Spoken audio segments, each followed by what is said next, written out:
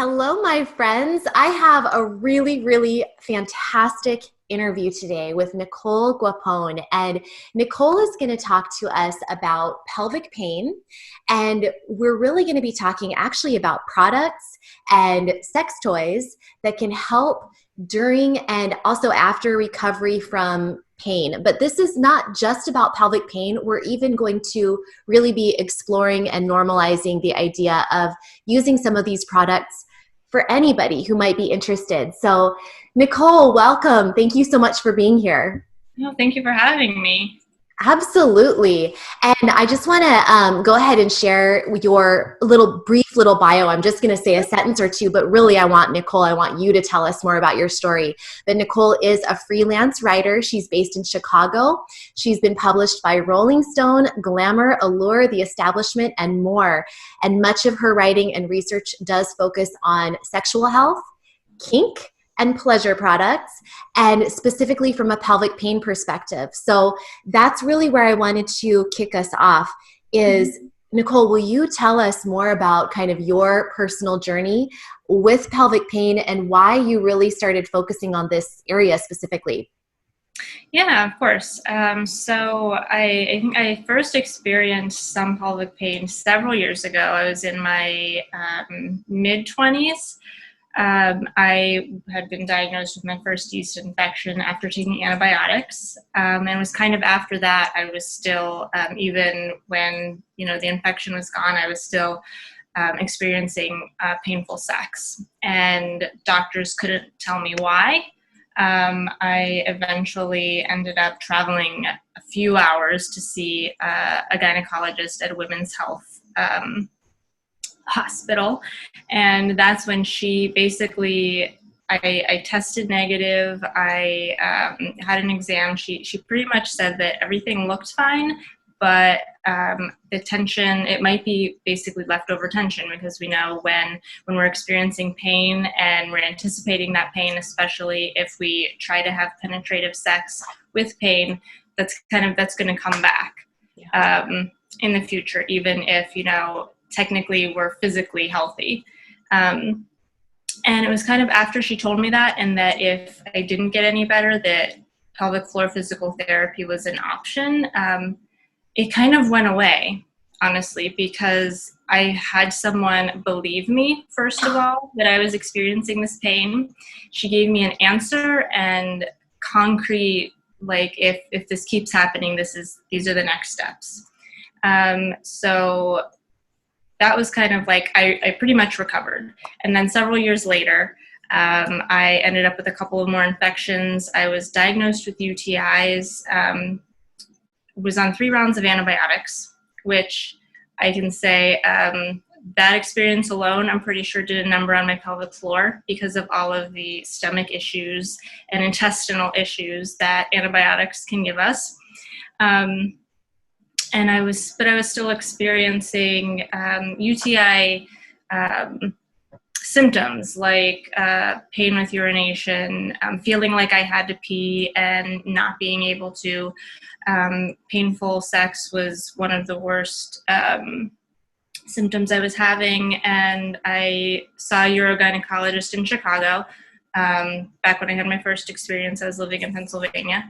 And then I was recommended a pelvic floor physical therapist. I saw an amazing one. I really loved her. I saw her for 12 weeks the first time.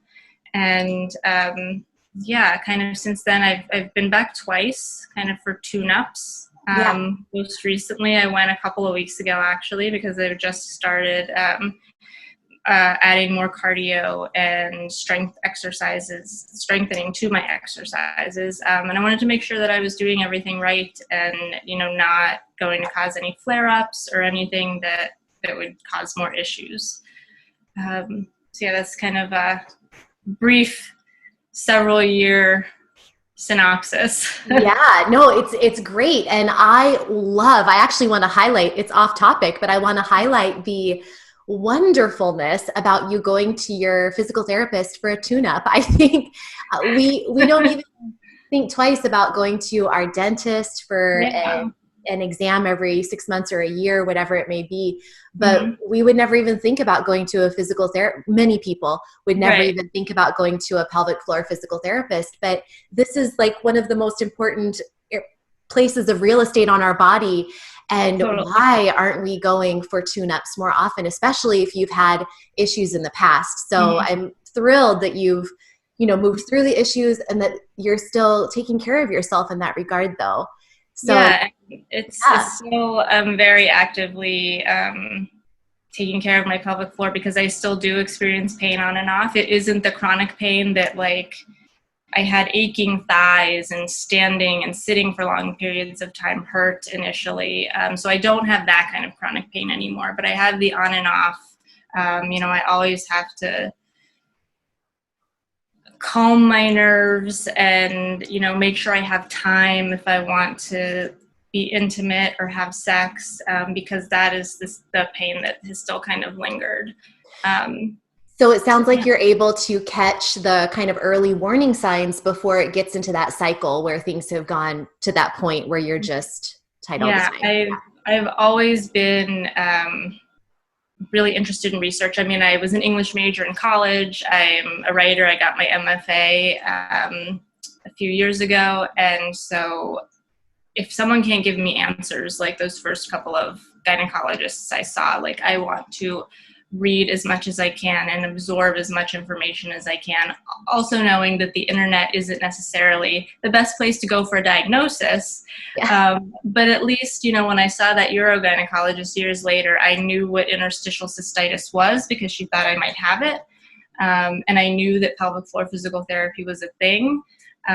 So even just kind of doing so much research and learning so much has also helped me, in addition to seeing professionals, obviously, really has helped me stay in touch with my body and recognizing when something feels a little off. Yeah. I love that. And I love also that, I've been talking about this on my podcast and I've talked about this in my book in various places, but about how when people have like interstitial cystitis, for example, they have bladder pain, it's going to affect their pelvic floor and the hip muscles and all of the muscles. It's not just a bladder issue. It's an issue of that whole area.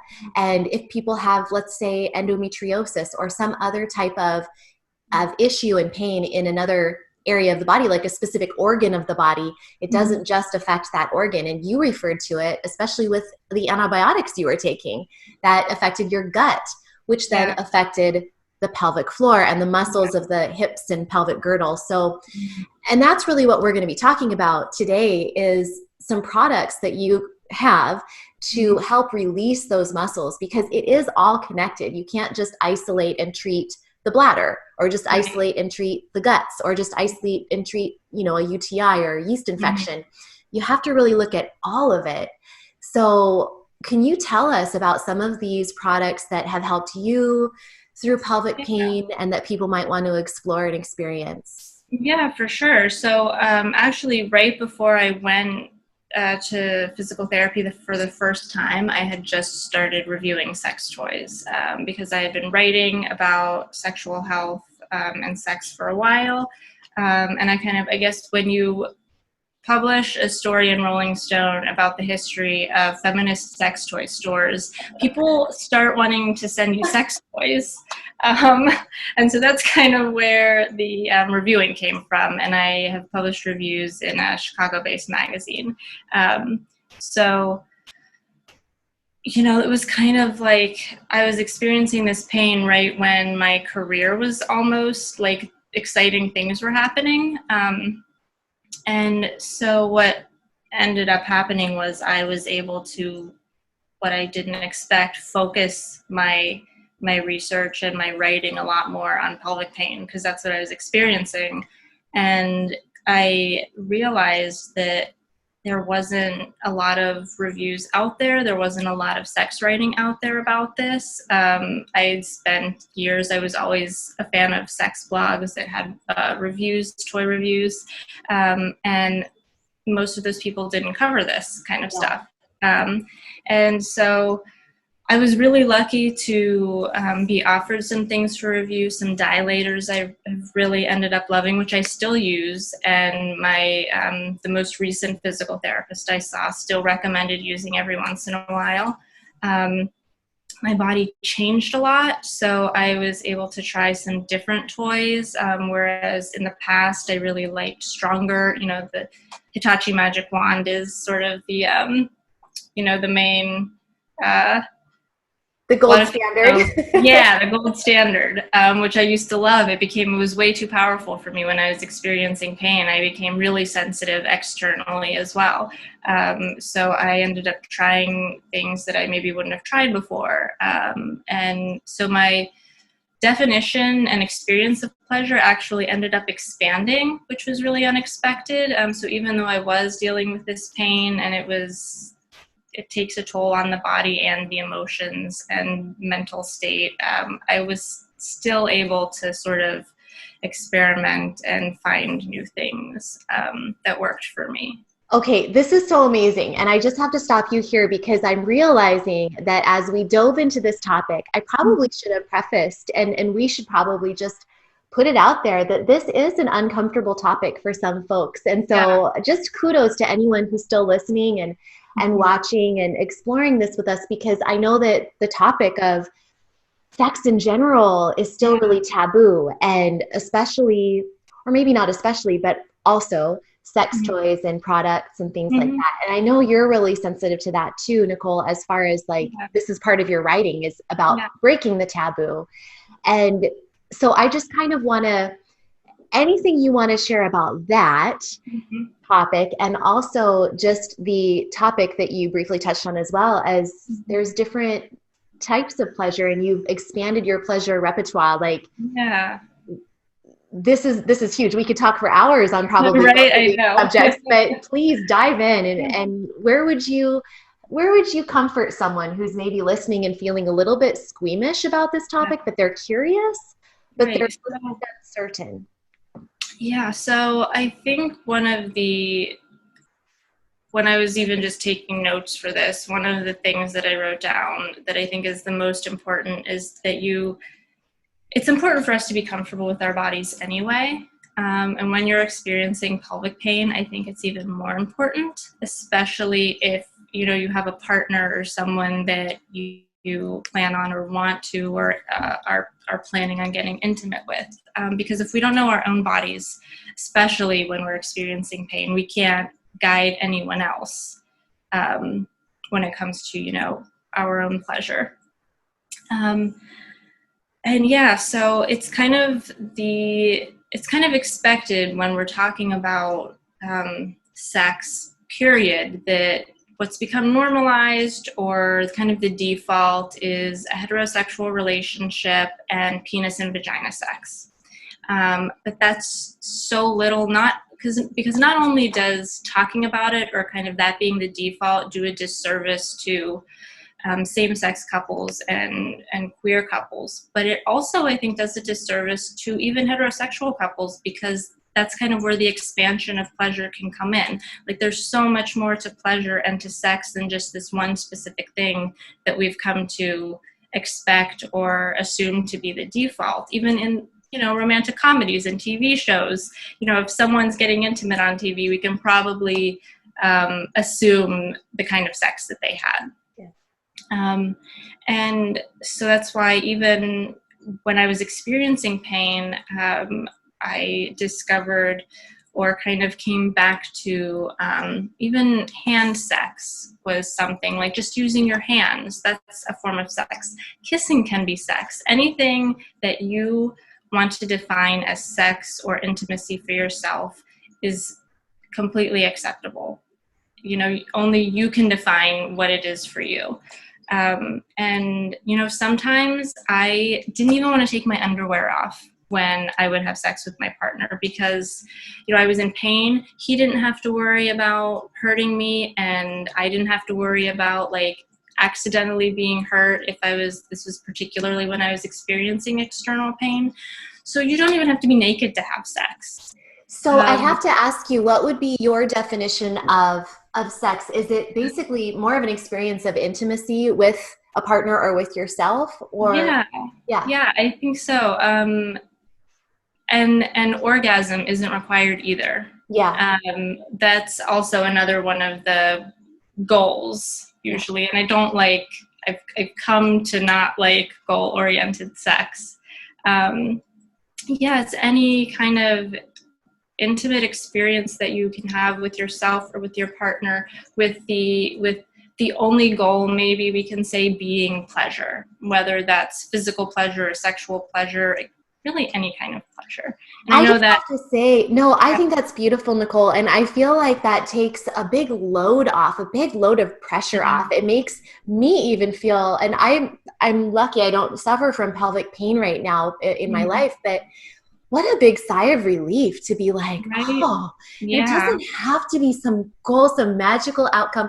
A lot of people still feel so much pressure, whether they have pain or not, to have an orgasm or to give their partner an orgasm or whatever. This, like you're saying, this goal-oriented sex is a really heavy thing. It really is. And especially because I also work in Chicago's feminist sex toy store called Early to Bed. And, you know, when people would come in there with saying something like, it takes my partner a really long time to orgasm, what can I use to help? Or my partner has a difficult time holding an erection, what can we use to help? It's so hard to respond to that sometimes because people come into the store with an idea of what their goal is. And I've had customers who are really frustrated when I told them that like there's no magic toy or magic product that is going to 100% give you an orgasm. Yeah. And that also kind of just really bums me out sometimes when I see how disappointed some people are when they hear things like that, especially if they've been sent to our store by a doctor who said, this store will be able to help you find XYZ. Yeah. Like that happened to me once before. And I just wanted to know who this doctor was. Yeah. Because while, a lot of physical therapists and doctors and gynecologists do send their patients to us, because we're so focused on education and normalizing things and wanting everyone to be comfortable when they come into our doors. Sometimes even they don't realize that there aren't magic toys. Yeah, and that there doesn't have to be that ultimate goal in mind. I love that this expansion of the idea of pleasure. And so what specifically, can you talk a little bit about, as somebody is exploring sex toys, whether it's for pelvic pain or not, but let's actually focus a little more on people with pelvic pain. What would be a good starting place? And I'd love to even explore lube as well as toys. Yeah, of course. So if someone comes in, and this is usually how I think about this, is what would I do if someone came into the store and, was asking, said this was their first toy. Most people, not always, but especially if they're kind of nervous, we usually suggest something smaller. The kind of classic, it's called a bullet vibe. It's about, there will be a video, but it's a few inches long, and it kind of looks like a little, I don't have one with me, it looks like a little tube, kind of. It looks like a bullet, so we call it a bullet vibe. And they can have one speed, they can have 3 speeds. Now they make rechargeable ones that, have multiple patterns and speeds. But usually something small like that is kind of, is not super scary to try out. It's kind of approachable. And that would be more for exploring pleasure rather than pain, correct? Right. Yeah. Right. Okay. For external, external stimulation. If someone has pain and is interested in a toy, the same thing, so that doesn't mean that someone with pain can't also find pleasure in that kind of toy. But if someone comes in and, wants to maybe work up to penetrative sex, I would usually recommend either a set of dilators, or even just, we have separate sections. We have like the pelvic health section in our store, and then we have this giant table full of dildos. And for some people, they want a distinct line between the more clinical things they're experiencing and fun and sex. And some people don't like that. They don't want to medicalize what they're experiencing. They want toys to help them work through their pain. So that kind of, so it also depends on how you feel when it comes to that sort of thing. And like for me, it depended on the day for me. Sometimes I really just wanted to focus on dilating and just kind of doing my exercises and my pelvic floor stretches, and that's it.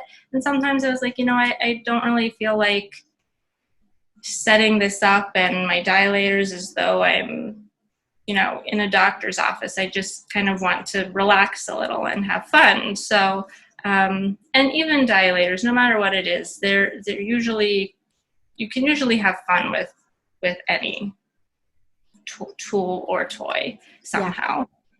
Yeah, and that's a really interesting topic for me, because even as a professional in the field of pelvic health, I remember back when I was working clinically and working with patients, it was sort of like a fine line, because really they're the same thing. A dilator is basically a more medicalized dildo with different, usually with different sizes in a set, so people can work up to bigger sizes.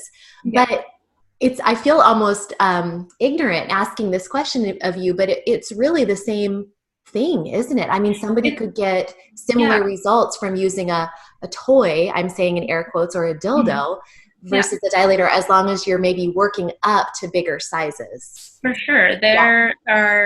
We even sell specifically, like on the dildo table, there's a set of 3 that are different sizes. Okay. The biggest difference is, which is kind of changing, is usually dilators don't have much of a curve, and they might be a little firmer. But for the most part, it's the same thing, and it's the same idea, because even someone who doesn't have pelvic pain, if they want to work up to larger sizes or larger toys, or if they have a partner who's larger than average, then that they can use these too. I love that. And so people can feel comfortable going into a store like yours that sells more toys and more novelty things and fun things. Or if they don't feel comfortable with that, they can also go to maybe more of a medical, like I have a link on my website to a CMT Medical. It's a medical supply online store, and it has sets of dilators, and it has things that are more medicalized. So people can feel super, super comfortable going to whatever they resonate with, right? Yeah. Okay, and I want to know about materials. So let's kind of talk more about dilators specifically versus dildos in this point.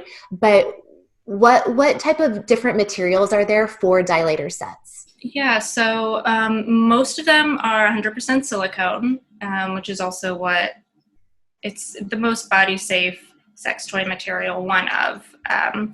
And medical products are made out of silicone, cooking utensils are made out of silicone. It's this really great just material that can be used in so many different ways. And I mean, if you're cooking with a piece of silicone, then it's also safe for there's like medical grade and food grade, but it's body safe. So if you're comfortable cooking your food with silicone, there's no reason why you shouldn't be also comfortable having a toy or a product made out of silicone. So that's for the most part silicone. There's also dilators sometimes made out of plastic, ABS plastic, which is also can be completely sanitized. That's the one thing about silicone, is you can boil silicone for a few minutes to completely antibacterialize it. You obviously can't boil plastic, but it can be completely cleaned with soap and water. Same with glass. There are toys and dilators made out of glass or even stainless steel. And I really recommend always looking for something out of one of those materials, because the sex toy industry actually isn't regulated. So these, like, the Walmarts of sex toy manufacturers are allowed to put whatever they want in their toys, and they don't have to put that on the label. So there might be some silicone in it, but the box says silicone. So you kind of assume that you're getting 100% silicone, because why would you assume that? But a lot of these products can be porous, so they're hard to clean. Bacteria can grow within them. So yeah, you want to be really careful in making sure that you know you're getting 100% silicone. So how do you choose a good brand? If you're obviously like glass or stainless steel, you'd probably know what you were getting. Yeah. But for something like a silicone or did you say ABS, or what kind of plastic was that? It's called ABS plastic. It's just a hard plastic. Okay, so if it was something like that seemed more like plastic or silicone, how would you know? How do you know what to look for? That's kind of why it's great to, if you don't have a reputable store in your, not everyone lives in the middle of a big city. Yeah. Stores like this also have websites. There are online retailers that are really committed to body safe materials. So yeah, if you come across a store that bills themselves as feminist, as sex positive, if they use terms like body safe, then chances are they're using that language because they know what they're talking about. Yeah. Whereas things like, the Lion's Den off of Route 104 in the middle of nowhere doesn't necessarily use phrases like body safe and feminist. That reminds me, it's like the $2 bottle of frankincense essential oil that you find at the gas station or at the big box store. It's not frankincense essential oil. Right. If it's $2 in a 15 milliliter bottle. Yeah, definitely. Similar. Yeah. Yeah. And one great thing too is that there are more companies. Silicone used to be a more expensive material to purchase, and there are companies now that prices range from, we have vibrators that start at $8 and they go up to $200. We have dildos that start at $15 for 100% silicone, or they go up to $100. So it's really, toys are more accessible. Safe toys are more accessible now than they used to be, for sure. That's great. That's good. So would you recommend, for someone dealing with pelvic pain and tension specifically, wanting to release the muscles, relax the muscles? We've talked about dildos, dildos and dilators. Is there anything else that you would recommend as a really great product someone might want to look into? Yeah, so kind of depending on what your pain is, there's this product called the O-Nut. Which is, it's a stack of squishy rings. They're interlocking, but it comes in a set of 4, and you can, as many as you need, you put them at the base of a penis or dildo or dilator, and it creates sort of it helps you control the depth of penetration. So if you experience deeper pain with penetration, then you can use this little sort of bumper looking pad at the base of whatever it is you're using, and that'll control penetration up to maybe 3 inches instead of 5. So it's basically a spacer, isn't it? It's like a little spacer. Okay. Mm-hmm. So that is a really great little thing to have. It did help me a lot, but not even, like, I didn't always experience deeper pain, but just having that in the mix kind of helped me relax, because I knew that it helped me relax, and that in turn helped the rest of me relax. Well, I think the nice thing about that is it provides you with another element of control, where you don't have to worry about it accidentally being too deep, right, and catching you unawares. So I think that's an amazing tool. I actually recently saw a video of this O-Nut product. I think I'm thinking of the right thing. And it was, I believe, designed by a woman who experienced pelvic pain herself. Yeah. Yeah. Yeah. Yeah. It was on Kickstarter originally. I backed it on Kickstarter. Yeah. And that's another thing too. I've noticed that a lot of my favorite products have been created by women who were experiencing some kind of pain that no one could or wanted to or was able to help them with. And so on one hand, that's nice, but on the other hand, we shouldn't have to create our own medical products. Yeah, it's true. And, you know, I mean, hopefully I do feel that the conversation of pelvic pain is becoming so much more out in the open. And I think that it will become more mainstream over time, that people are talking about this and offering products.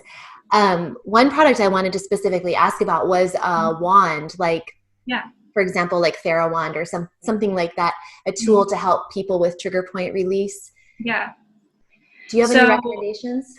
Yeah, so I've personally, and maybe surprisingly not, I never used one for myself. I was taught, it can be a little hard to reach, but I was just taught trigger point release with my fingers. Yeah.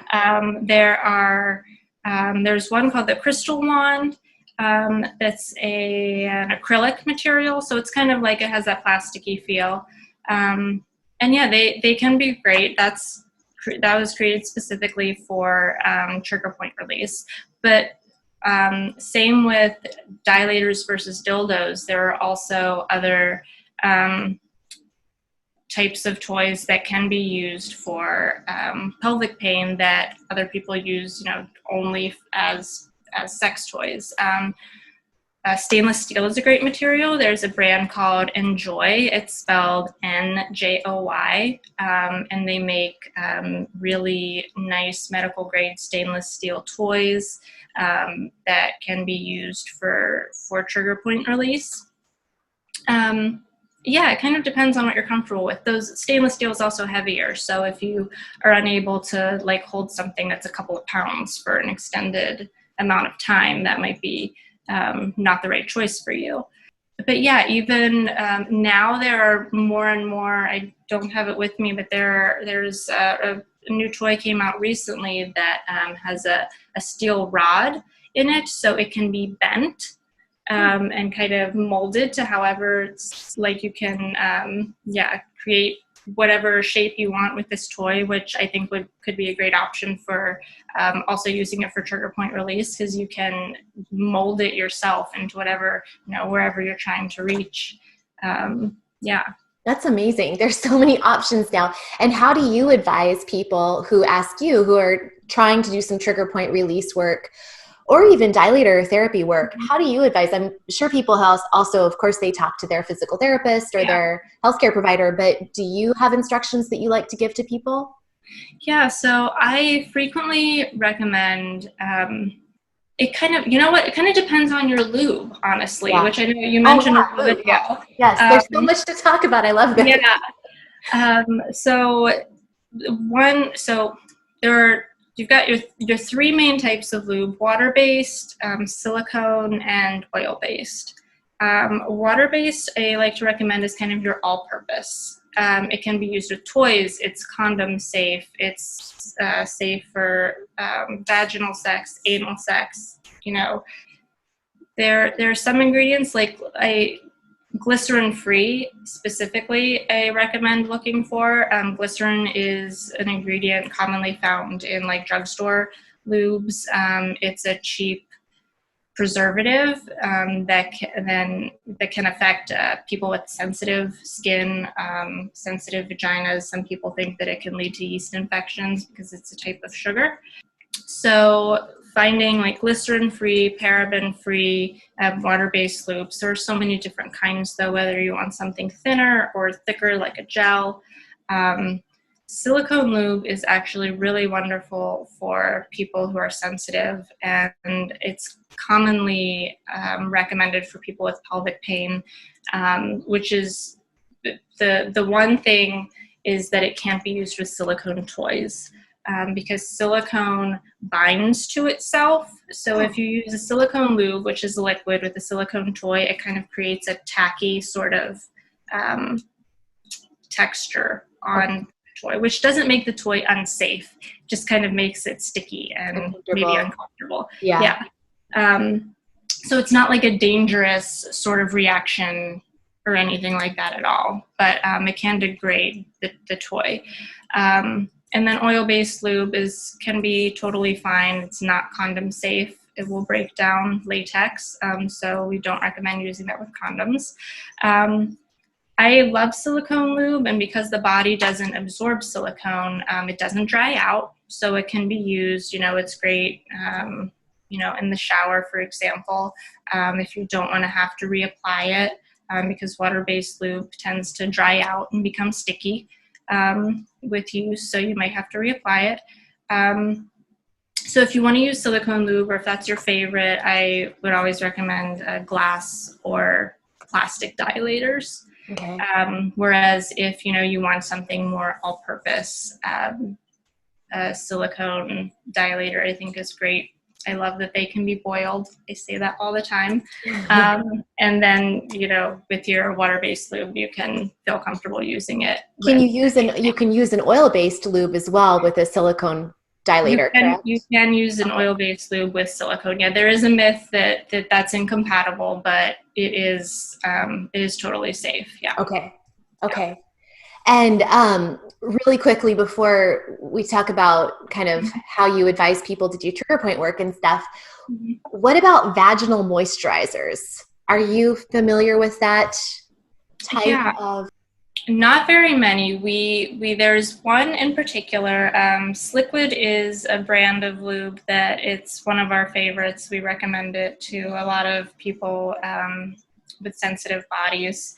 If you're looking for a water-based lube, they make one called Satin. It's called Sliquid Satin, and it can be used as lube, or it can be used as a little extra oomph during your day. Yeah.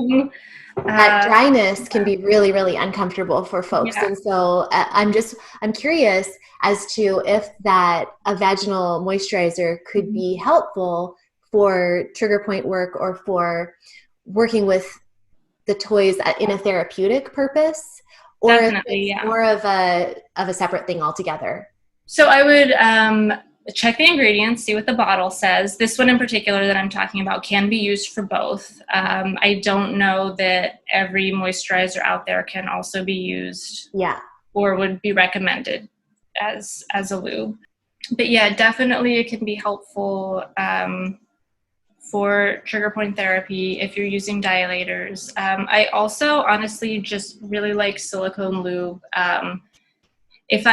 Sometimes I'll just get maybe a dry patch of skin, depending on the time of the month, because things change during our cycle. Every once in a while, I'll just end up with a very small patch of externally dry skin, and I'll put some silicone lube on it because, again, the body doesn't absorb it, and it kind of just eases friction. Mm-hmm. So that's even an option too, if you have some external dryness. Yeah. And don't, if you already have silicone lube and don't want to go buy yet another bottle of something, it can also be used for that as well. Yeah. This is so fantastic. We're learning so much here. So again, how would you advise someone who is, maybe they just want to try dilator therapy? They know that this would help them to stretch and work up toward penetrative intercourse again. How would you advise someone who maybe hasn't seen a physical therapist? Of course, we want to encourage people to see a PT. Yeah. We want to encourage that 1,000%. Yeah. But for anybody who's just curious, or maybe their physical therapist hasn't given great instructions. Right. And I'll say too that I'm also not a medical professional.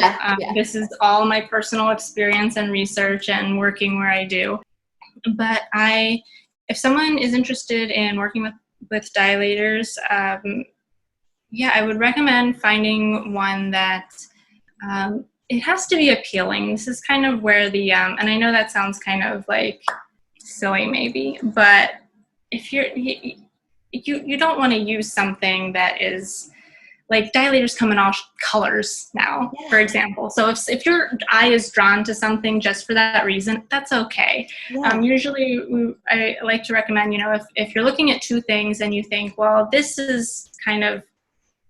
would probably be better, like this is the one I should want, but I really like this one, go with the one that you really like. Because if you're excited about it, then that's even better. If it's your first time, I recommend, this goes for anything, especially sex, being intimate with yourself or someone else, is time. Make sure you have time. You don't want to feel rushed when you're doing this. And I know it can be a challenge to get any sort of intimate time with yourself or someone else during a busy day. It's even harder, like I will say it's even harder if you experience pelvic pain, because you want even more time. You want extra cushion. Because if you feel rushed, if you feel rushed, you're going to feel tense. Basically you just lie back, put your lube of choice on whatever dilator. Maybe start with the smallest if you don't know, what size you might be comfortable with. Insert it and just kind of see how it feels. My most recent physical therapist really recommended moving around with it if it's comfortable, because especially if your goal is to work up to penetrative sex, you're not just going to be like lying there still. She talked about it as like really functionally using these dilators. So like move around a little bit, even if you're just like moving one of your knees up and down, or like spread your legs and bring them together, kind of like a butterfly position, and kind of see how it feels. Because the goal is to be able to do more. So, if what you're using feels comfortable, maybe work up to the next one. And it can be a slow process, and that's okay. Some, it might take several times, a couple of weeks, whatever, to move up to the next size. And you don't even have to you don't have to aim for the biggest size. It's whatever you personally want. A lot of dilators, like the largest size that come in a package, like I don't even know why they're so big. I know, I'm with you. Some of those large sizes, I'm thinking, my goodness, I don't know. Yeah. And that's something to reach for, I guess. But if you want to do that, that's totally cool. But also don't feel obligated or required to reach for that if you don't want to. Yeah. That's great advice. And I also want to mention, I forgot with lube, one of my favorites is CBD. CBD lube. CBD lube, which I was very skeptical of it, because I'm one of those people who is like, I'm not convinced that just because something has this particular ingredient in it that it's going to be amazing. So I was really skeptical, but I had the chance to try it. It was just a water-based lube with CBD in it, which is the part of cannabis that doesn't get you high. It's like the relaxin, the part that can relax you. So CBD can act as an anti-inflammatory. And it can also promote relaxation in the muscles. This isn't going to work for everyone. Probably it's one of those things like anything else that it works for me. I've heard some other reviews from people who really like it. It works for them. So don't put all your money on it. But I think it's a newer thing, that people will still walk into the store and see CBD lube and be like, CBD lube, come on. They'll put CBD in anything nowadays. But it's actually been really great for some people who experience pain. And one of the things I like to do, because it can take 15 to 20 minutes to kick in. So I before sex, for example, if you're having vaginal sex, I like to put some on a dilator and then put the dilator inside and set for 15 minutes or so. And if it's working for you, you can maybe kind of feel it relaxing. It's kind of hard to explain. It's almost like it feels like how the body can become aroused. There's kind of like a heaviness or a warmth in the pelvic area. It kind of does that. So yeah, it can also take some time. So that's one of my favorite ways to use it, is to put it on the dilator and beforehand and kind of sit with it for a little while. I love that. And I love this concept of, I refer to it as like warming up before game time or something like that. You know, you need to build in that extra time. And I really think that anybody, pelvic pain or not, can benefit from having that warm up period to really get in the mood. It takes people some time. A lot of us can't just get going in the drop of a hat. And so it's helpful for anyone, but especially if you have pain. What you're speaking of is perfect. Taking time, if you can take a warm bath or even apply a hot water bottle to your pelvic area. Maybe just spend some time thinking and visualizing, using all of your senses about a good experience, a good sexual experience, a good romantic or loving experience. Something just to get the blood flow to that part of the body is very helpful. So I really like that you talked about that importance of having time, that buffer of time. It can kind of take the like freewheeling fun away for some people. They might feel that way, but it really is ultimately going to help provide a more pleasurable experience. Right. And that kind of idea of spontaneity is so embedded in our culture, and just as expecting things to be spontaneous and exciting, but like there are so many things in life that we plan ahead of time. We plan major life events ahead of time. We plan parties ahead of time. I personally don't see planning sex as any different. I don't think that makes it any less exciting. It's something to look forward to, if nothing else. And anticipation, like that in itself, can help with the warm-up. Absolutely. I love that reframe, because I think that we get so used to Hollywood and seeing the movies where it's always spontaneous. Exactly. Throwing things and all that. But you're right. It doesn't need to be that way to be good. And it doesn't have to be shameful to plan it. Like, that's not a bad thing. It doesn't make you boring or something like that. And if you do plan it and you decide that you're not feeling it, then that's totally cool too. Just reschedule. Yeah, exactly. That's fantastic. Well, I want to know before, because I know we're running a little bit low on time, but I want to make sure that people get an opportunity if they're watching this on YouTube, because I'm going to place it on my podcast as well. But for those who are watching on YouTube, can you give us a little show and tell? I would love to. I have some things set out here. So I'll just start with some dilators. The kind of classic silicone dilator set is going to be, like, see, we've got all different colors. They kind of move up in sizes a little bit. And then it's kind of, usually after the first three, the sizes tend to jump pretty fast. This is kind of what we were talking about with this really big, heavy thing. So this is one of my favorite sets because it's nice and smooth. I love the colors. And can I ask you, Nicole, Nicole and I wanted to be really clear that we're not promoting certain brands or anything. This is not a sales pitch. No. But are you comfortable sharing? I should have asked you this before. Are you comfortable sharing the brand names? Yeah. So this is actually the Sinclair Dilator set. Okay. Sinclair. It's been around for a while. It's pretty popular. A newer one that I really like is actually from a brand called Cal Exotics, which is a large sex toy brand. So it's kind of exciting seeing a big sex toy brand have a dilator set now.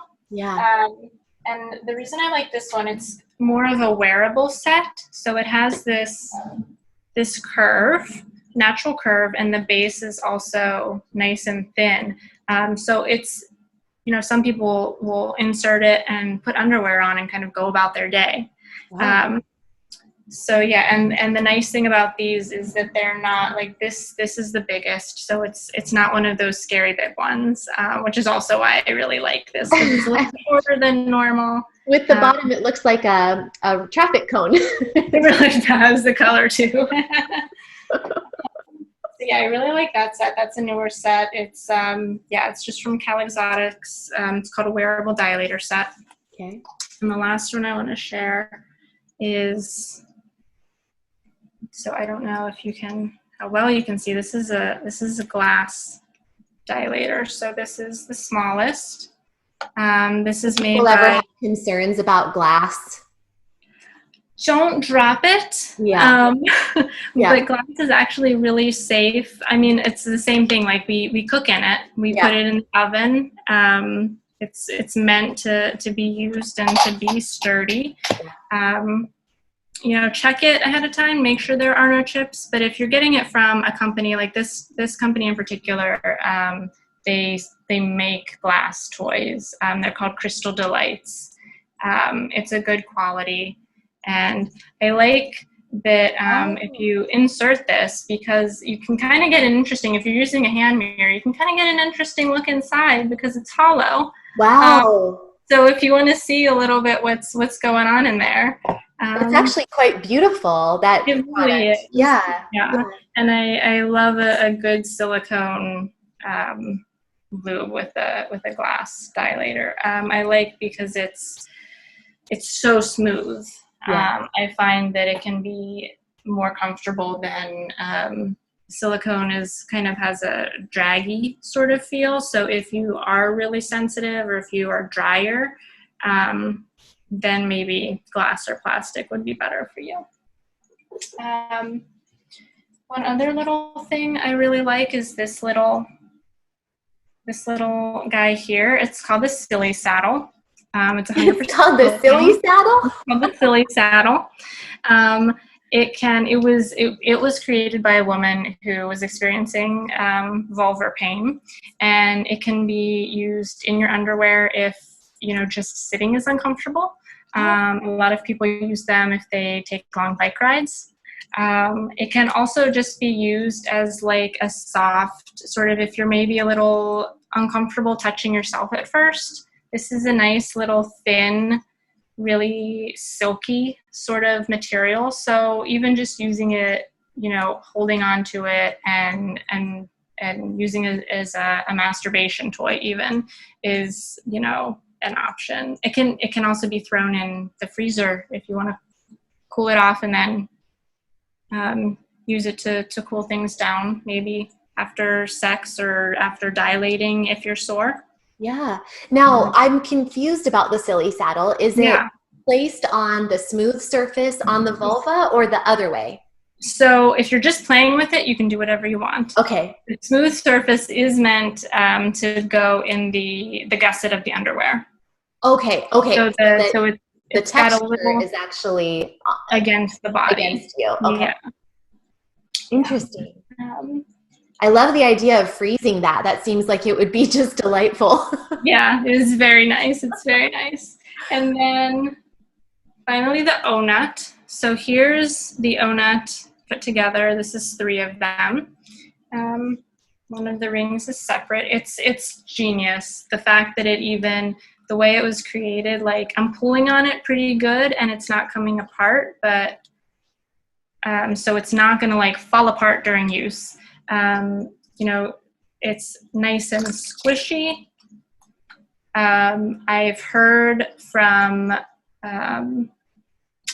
my partner and in other reviews that it doesn't, some people want to know, like, is it going to cut back on sensation for, if you're putting it on the base of a penis?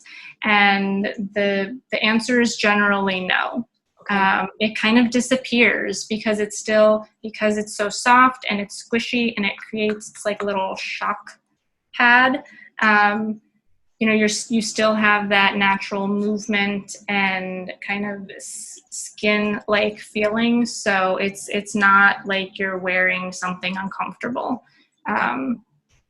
That's so interesting to see in real life. So would you put lube on the inside of that or on the partner's or on the penis or? Yeah, you can do both or either.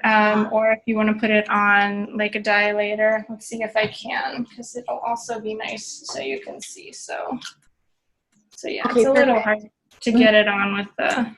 That's a big dilator though. That's our big one. Big dilator. But yeah, so then you can see it. You've got like a couple of inches that aren't going anywhere, so you don't have to worry, which is really nice for some people.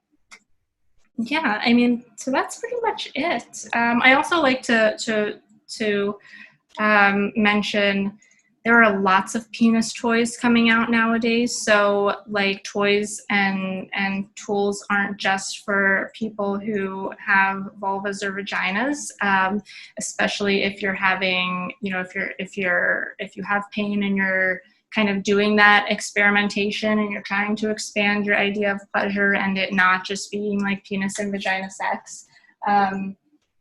There are things that, like, this is a vibrator that the penis goes in here, it vibrates, and it can be used just by itself. It can be used for masturbation. It can be used, any toy can be a partner toy. Like, people come in and want something to use with their partners in the store, and I'm like, literally anything in here can be a toy that you use with your partner. And yeah, so if your partner is interested in trying something new, then yeah, that's even better. I love this. You know what I love the most about all of this is that you've just made it so comfortable, Nicole. And I Well, think, thank you. I try. yes, and I think that anybody who, I don't know, is, like I said, is watching right now and might have been uncomfortable, they probably are like, oh, this really isn't that scary after all. And, you know, just find a store in your area, if you are comfortable going into a store that looks reputable and that looks like a comfortable place to walk into, and just talk. It sounds like just talk to the Talk. A lot of people yeah. are anxious sometimes about that and are nervous. One time before I started working there, I went in with my mom and she kept asking me questions. And I was like, I don't understand why you're more comfortable asking me these questions than like the people who work here. And now I'm both, but yeah, it's like, that's what we're there for. We've heard it all and more, probably. Well, and I just want to also say, again, kind of off topic here, but I was speaking with someone recently who was worried about telling her gynecologist actually about she was having some issues, which she wasn't sure if it was a hemorrhoid or if it was a rectal prolapse, or she just wasn't sure what was going on.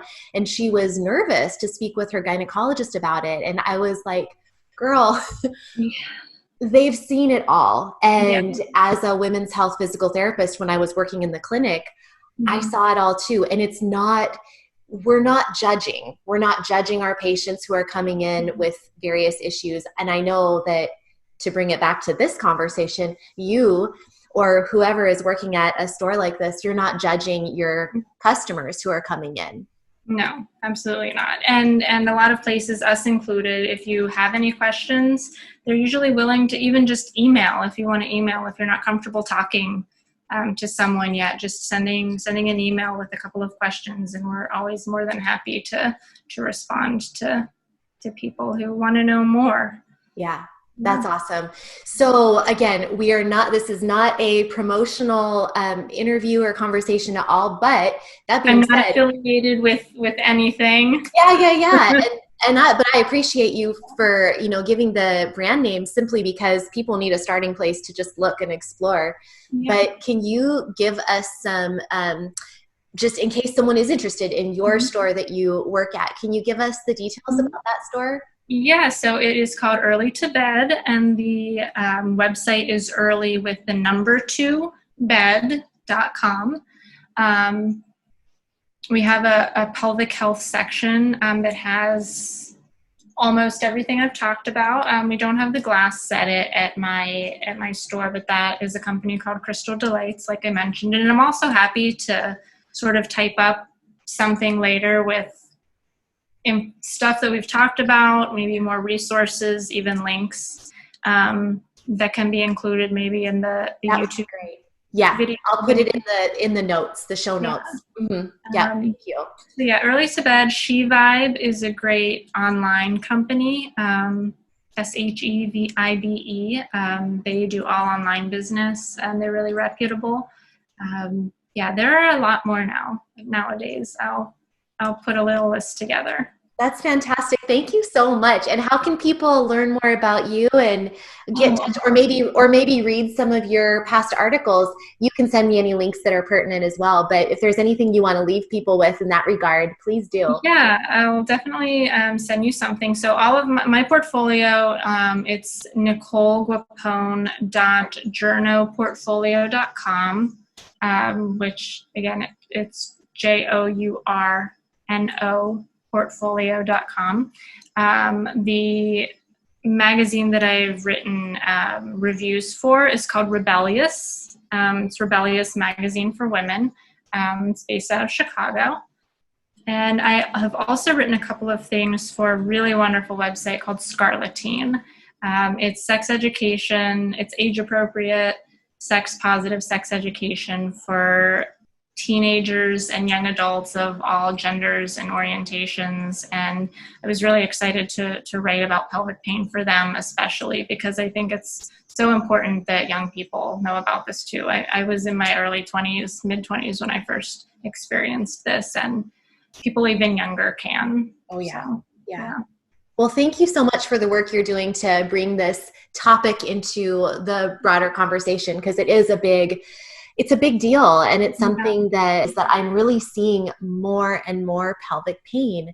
And I think right now, with a lot of tension in the world at large, it's manifesting for many of us in our pelvis. We can get headaches, and then we can get headaches in our pelvis, and a lot of us are experiencing both. But that's one reason I'm so passionate about opening this conversation up even more right now. I mean, at any time it's going to be an issue, but right now when tensions are running high, a lot of us are experiencing more pain in that area. Definitely. So. And we could all use a little more self-care. Oh yeah. Sure. I think there's no reason to feel guilty about experiencing pleasure right now. Yeah. It's really important. If we feel good, then we can go out into the world and do good. Do good. Exactly. Women who feel good, do good. So true. Oh, that's the perfect way to cap this off. Thank you, Nicole, so much. Is there anything else that you'd like to share before we say goodbye? I don't think so. Thank you so much for having me. I'm honored to be here. I've been doing your videos for years. Yay. Well, it's so good to finally get to talk. So thank you. And we'll sign off now. So bye, everyone. Bye. Thanks for having me.